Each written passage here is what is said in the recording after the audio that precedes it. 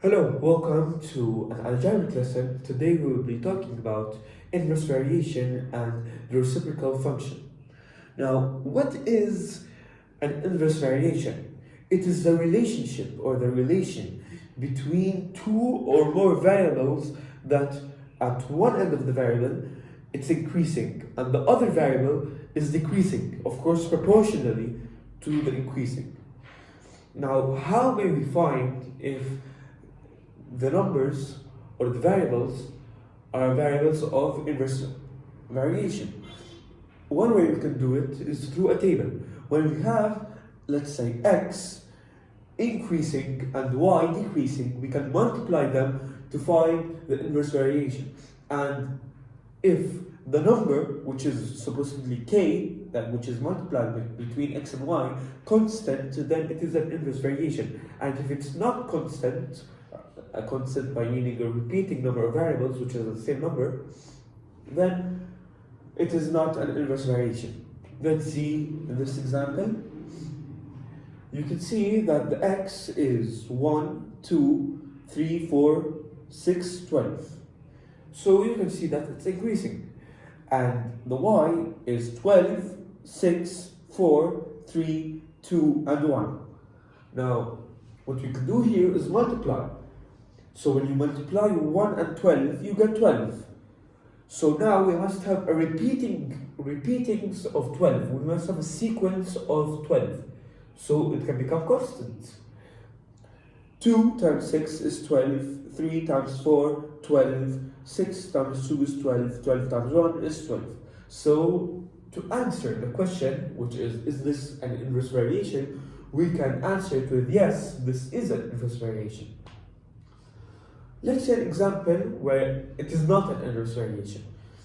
Here you can see that the x is 1, 2, 3, 4, 5, 6, and the y is 20, 17, 14, 11, 8, and 5.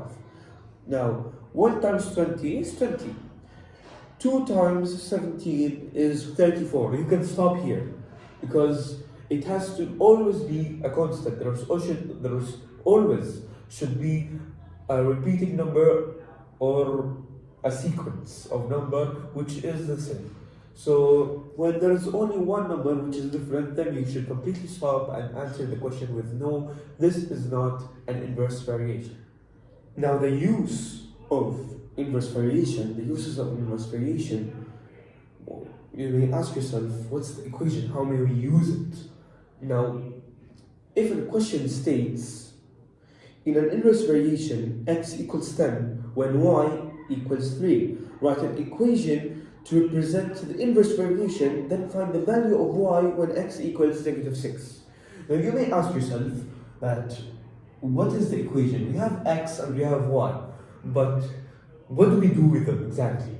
What's the equation so that I can find the inverse variation, or so I can find y when x is equal to negative 6. The equation is simple. The equation is y equals k over x. But we don't have k. We don't have k. How may we get it? It's pretty simple. When you have the equation or you have the rule, you can directly put in the variables or the numbers and multiply them. So you can multiply y and x to find k. So when you multiply 3 and 10, which is the original x and y, you would have 30, of course. So k equals to 30. Now, to find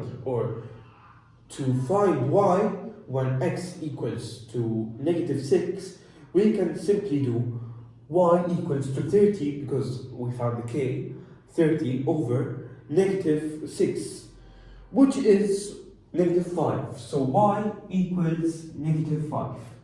Now, how do we graph the inverse variation? We can simply graph it by finding the asymptote. Now, what's the asymptote? The asymptote is a line that the graph approaches. So it's basically boundaries to the graph. It helps locate where the graph will be or how the graph will be. It's also a guide to the end behavior of the graph.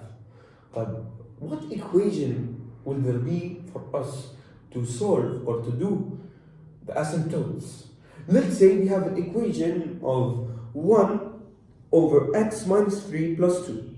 You can see it here. 1 over x minus 3 plus 2.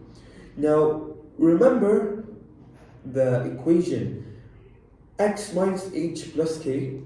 Well, in some type of way, this is similar to it, or exactly the same. It just has a fraction. So what we can do is x minus 3 is gonna be the vertical asymptote. Now you might say, why vertical? It's x. Okay, but when you have a vertical, will it touch the y-axis or will it touch the x-axis? So we have here the y-axis and we have here the x-axis. When we have a vertical line, it will never touch the y-axis, it will only touch the x-axis. So that's why when we say vertical, we mean x equals. And when we say horizontal, we say y equals, because again, the horizontal line will never touch the x-axis unless it is 0. So when we have x minus 3, that means that the vertical asymptote is gonna be 3. Remember, because we're minus 3, that means it's 3 to the right. So it's gonna be 3. So we can draw a horizontal dotted line vertically. And 2 is horizontal. So we're gonna find the 2 in the y-axis and draw the graph. Then you can simply just draw a half oval similar shaped, which is going to be like an extended V, typically.